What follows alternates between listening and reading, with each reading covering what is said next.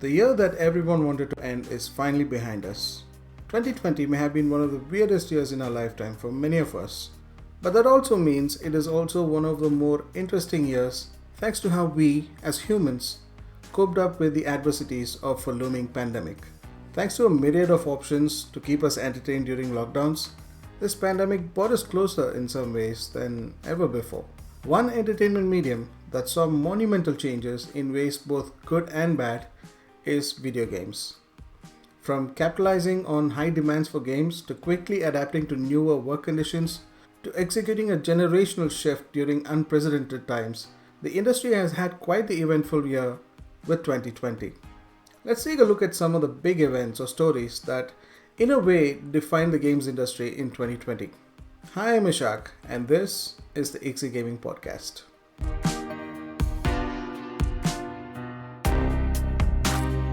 Looking back at last year, there are quite a few stories that are a direct result of the global pandemic, like the absence of E3, but there are also those that would have happened regardless of the current global situation.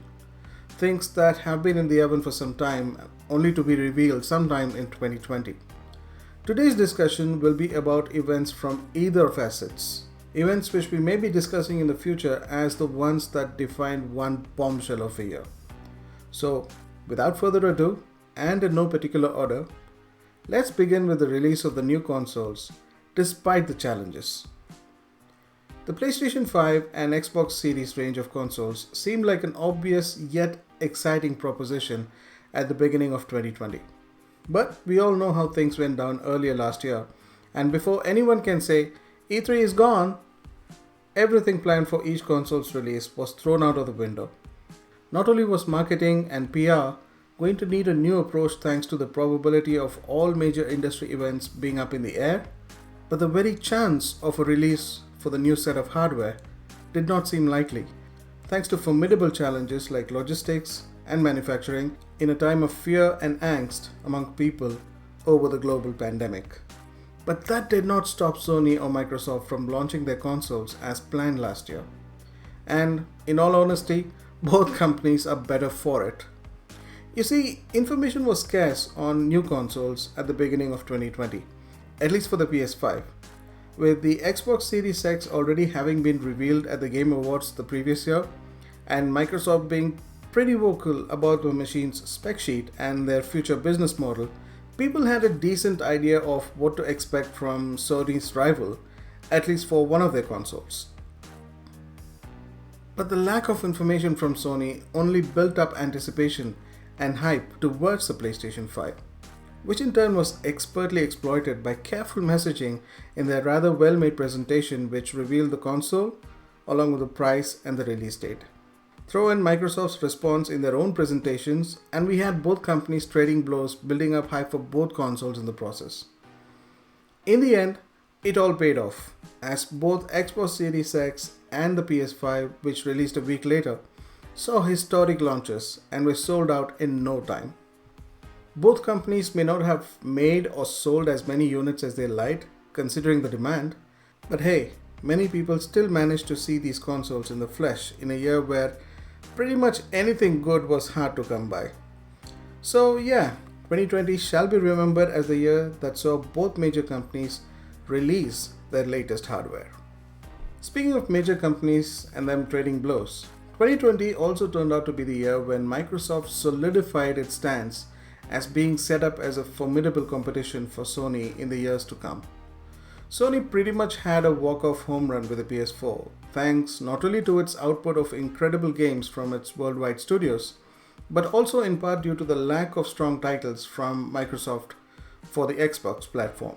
But Phil Spencer, who turned the fortunes of Xbox platform during tumultuous times, went above and beyond to make sure that the mistakes made with the Xbox One were not repeated. The long list of studio acquisitions was already known, but the company had one more ace up its sleeve in the form of the acquisition of ZeniMax Media, which comprises of all IPs owned by none other than Bethesda. Now, Bethesda may not have the best reputation at this point, but given their circumstances, an acquisition like this is exactly what they need in order to get back into their stride of making compelling games.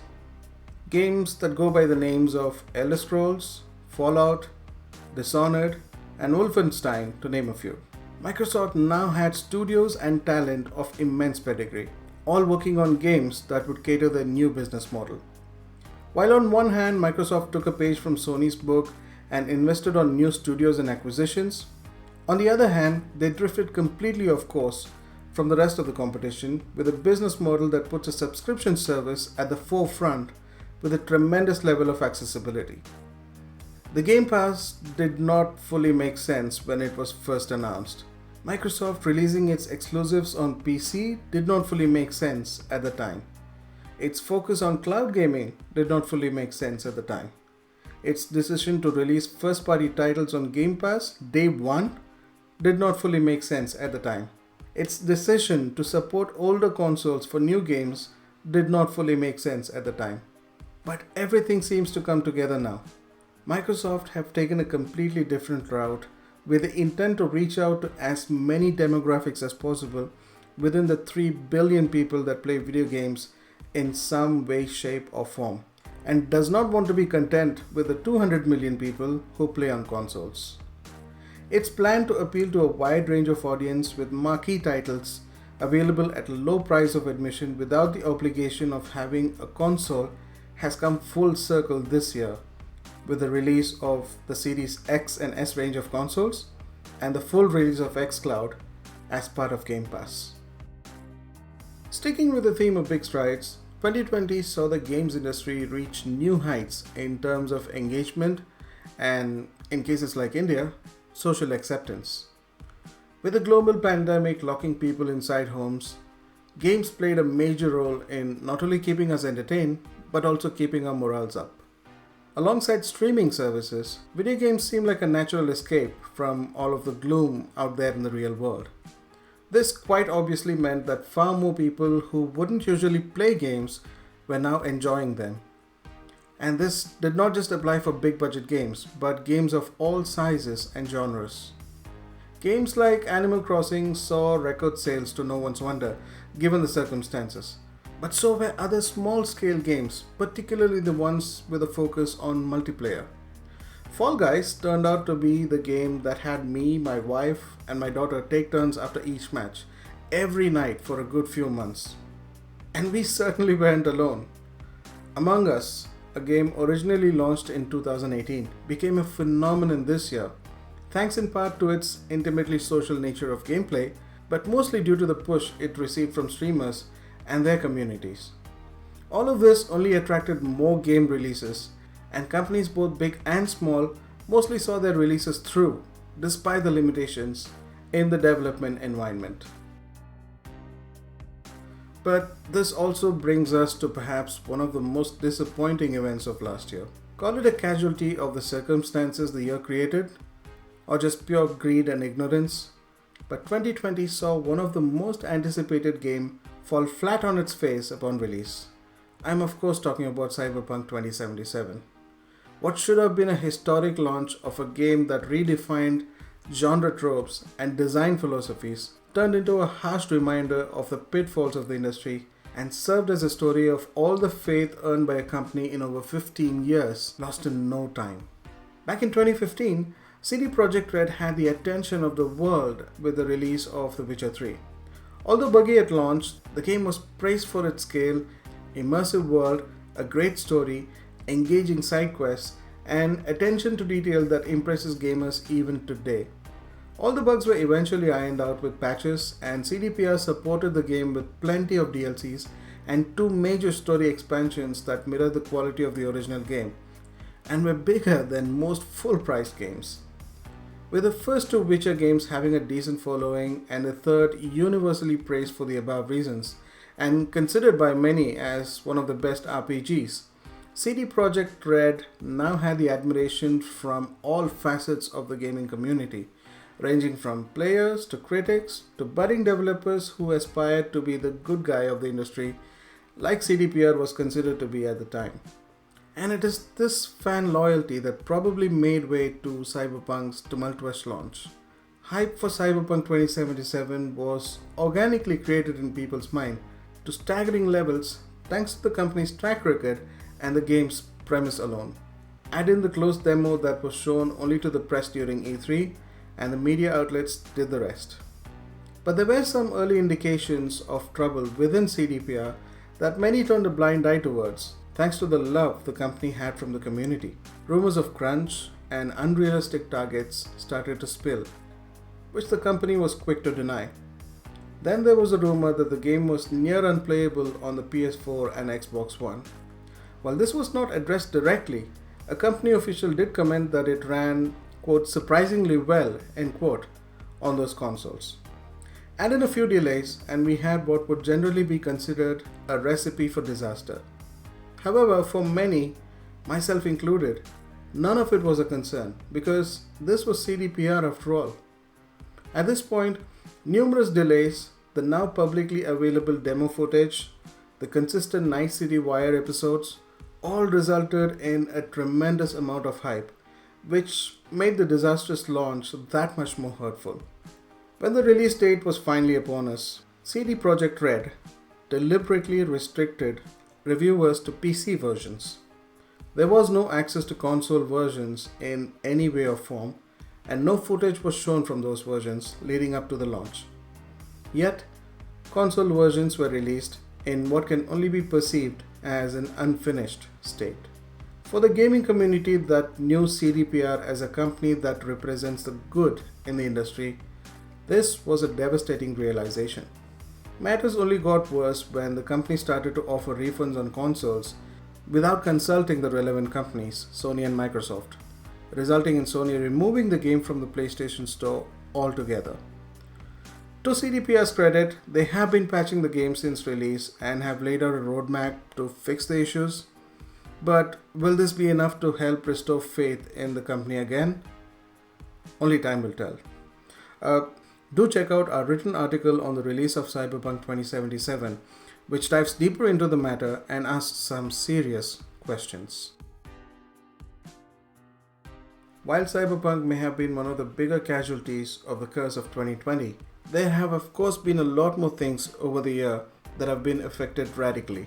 Major gaming events like GDC and E3 could not have a physical presence last year. While companies found a workaround to highlight their games through digital showcases, this solution in turn raised the question of the credibility or a need for a show like E3. For a lot of us, E3 is an event we all look forward to every year. A Christmas for gamers, so to speak. Video games have the world's attention for those 3 days, and some of the most amazing things happen on the E3 press conference stages. But the lack of all this made little to no changes this year. There's no denying that digital showcases fumbled upon arrival, drastically varying in quality from one company to another. But companies did hit the stride eventually, and last month's Game Awards is a great example of how far these digital events have come. On the other hand, E3 has always been an expensive proposition for companies, and the likes of Sony and EA had already pulled off of the event to have their own showcase, digital or otherwise, and this was before the whole pandemic situation. With a year gone by without E3, one has to wonder about the future of the event. Here's hoping that E3 is back in all of its glory, with Sony putting on a grand show like it did back in 2016. E3's future may not be the only thing up in the air though. The very process of how a game is made could be reconsidered in the months to come.